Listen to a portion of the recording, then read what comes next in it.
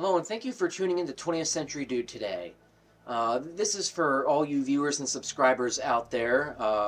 I'm not sure where I stand as far as your potential favorite YouTube channels go, although if I'm among anybody's favorite, I definitely appreciate it.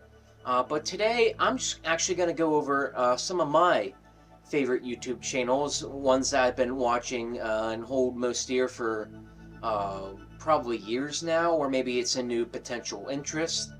There's a good variety in the channels I have picked and what I like to watch or listen to, so let's dive in. Before I begin naming my favorite YouTube channels, I want to first start out by naming out some honorable mentions.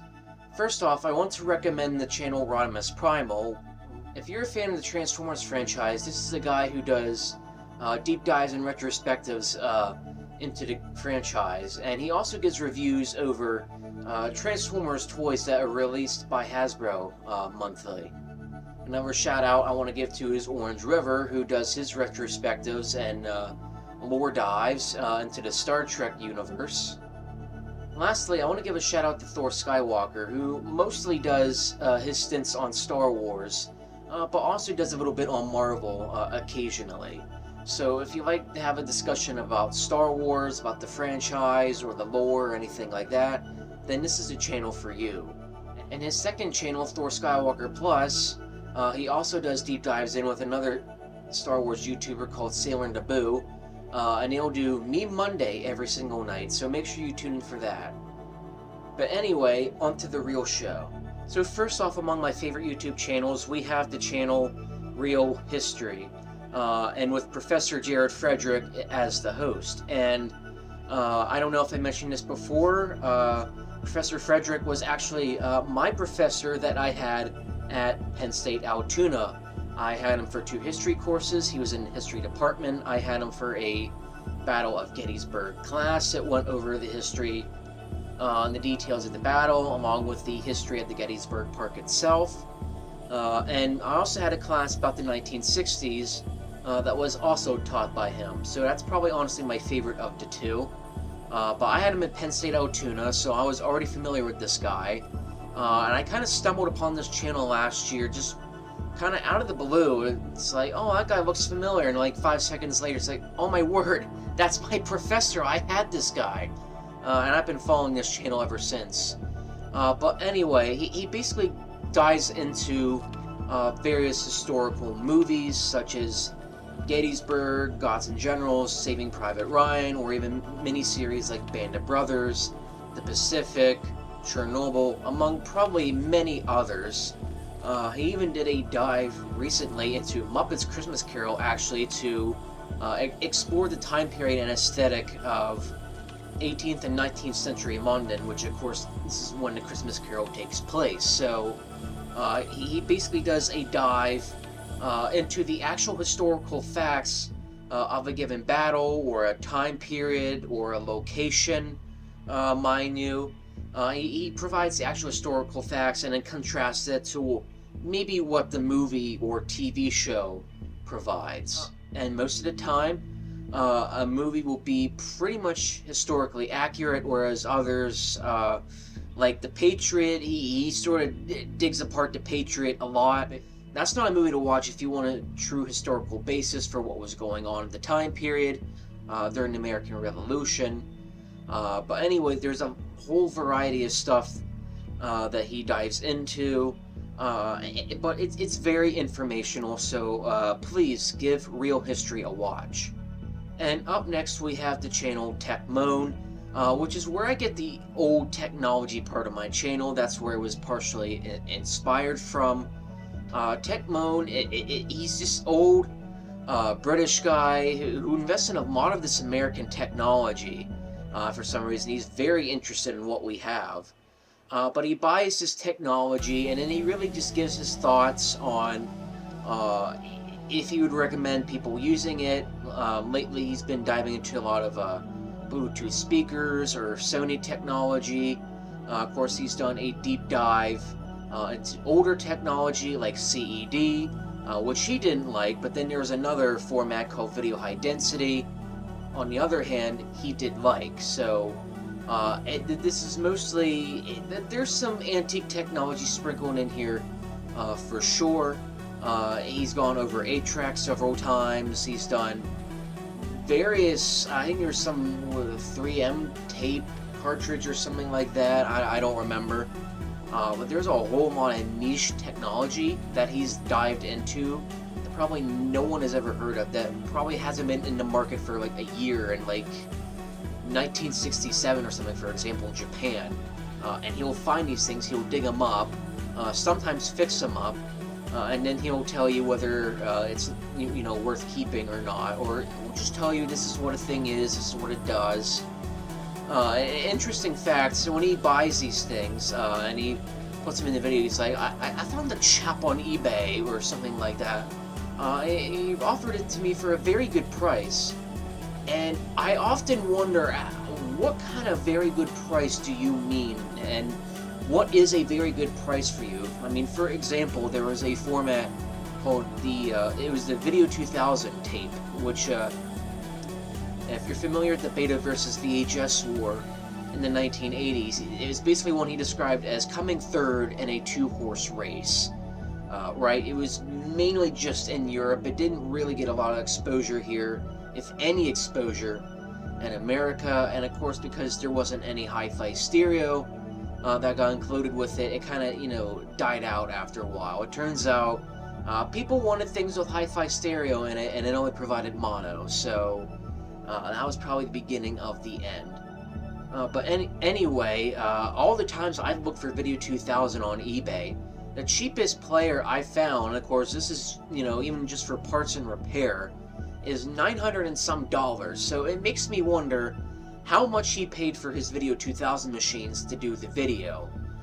Because, I mean, honestly, sure, I can't imagine that he keeps all the technology that he uses, but it does make me wonder sometimes, what in British pounds do you consider a good price?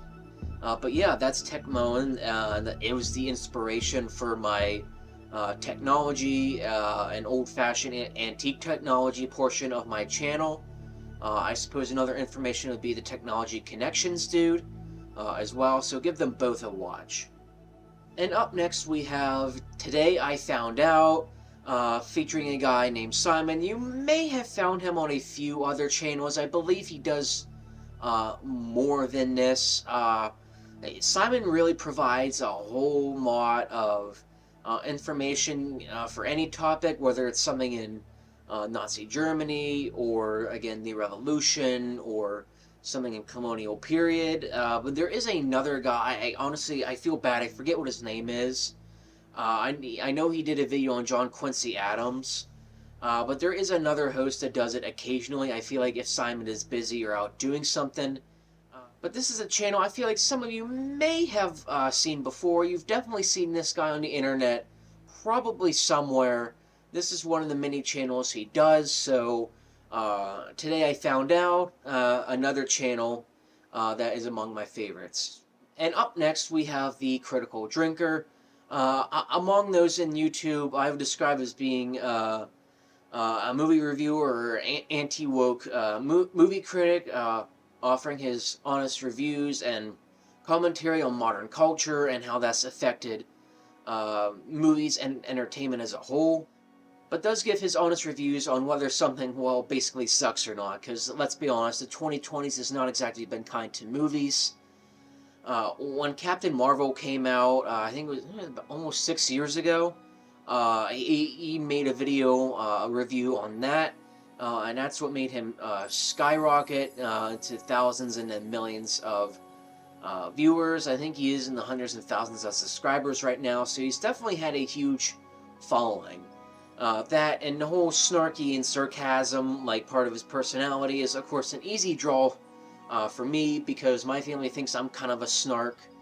And then he will partner up with others. He's been on other podcasts and guest starred on other YouTube channels. I think he's been on Film Threat on occasion. He's been on Mahler's channel, Every Frame a Pause. He has his own little live stream called Critical Drinkers Open Bar. So he's done a lot with a lot of other YouTubers. So please give the Critical Drinker a watch. And last but not least, as far as my favorite YouTube channels are concerned, we have Red Letter Media, and this is a very, very easy favorite of mine. There's a lot of appeal here, and every time they release a new video, even if it's something like I don't know, like if they're talking about a movie I've never heard about before, I make sure to tune into the channel as soon as humanly possible. Because I've always been a fan of Red Letter Media. I've been watching them for, I think, almost 7 years probably now. I mean, they've been around a whole lot longer than that. Their fame was because of the Plinkett review of The Phantom Menace. That's what made them skyrocket on the internet. But there are so many vibrant personalities on the show, between Jack and Josh the Wizard, Jay, and a lot of his very unpopular opinions on movies sometimes. Probably one of his most famous is he likes Aliens 3 more than Aliens, and that's, to me, is like, no, what are you doing, guy? Of course, there's Mike Stocklasa, and of course, he was the voice behind Mr. Plinkett, the internet personality. And of course, there's Rich Evans, because, you know, Rich Evans, you know, the real star of the show, or the butt of the show, whatever you think. And as far as, I don't know where Jessie went. I have no clue as to where she possibly went. Some think they're in a basement somewhere, and Mike and Jay feed her rats or something. I don't know. But there is also a great variety of shows. It's not just their channel. They do like a whole subsection of shows. I feel like Rich does some. He's done video game playthroughs sometimes, and they have Half in the Bag, which is what they review, like movies and stuff that have been coming out. And then at the very end of the year, they catch up on a whole bunch of like minor streaming shows or movies that maybe people would have missed. And then they have Review, which is, of course, they talk about, it's two people in a room, they talk about a movie they love and appreciate, or like a cult classic, or anything like that. And of course, then there's Best of the Worst, probably my favorite of their series, where they spin a wheel, or use a Plinketto board, or they randomly choose a movie, mostly in the VHS format. It's a B movie or a random, you know, crappy how-to tape. So they spin the wheel and they pick a crappy how-to tape. Or they'll watch a B movie, and then they'll decide which of the 3 or 4 is the best of the worst. Sometimes they'll do a spotlight episode solely focused on one. I know they've done spotlight episodes. There's a really horrible movie called After Last Season. They did a spotlight episode on Suburban Sasquatch, which truly it's a special movie. Let me just tell you, it's very special. Near and dear to my heart, because it's definitely a movie for sure. But anyway, that's Red Letter Media, and I'd say probably of the 5, maybe my favorite of all time. But I don't know. But here's a select handful I'd say are probably my favorites of all time. Anyway, that's all I have for today. I hope you enjoyed the selection I've provided. And if you've never heard or visited any of these channels, please visit each of them. Subscribe if you want to. There's a lot of variety of here to look forward to. So that, and you're not really going to get bored. I'm gonna tell you that right now. You are seldom ever going to get bored, if ever. So please check out these other channels. And of course, do subscribe to mine, please, as I know I'm probably among your other favorites. That's why you keep tuning into my channel each and every time I release a video. Don't deny yourself. But anyway, that's all I have for today. So thank you for tuning in to 20th Century Dude. I hope to catch you on the fly. See ya.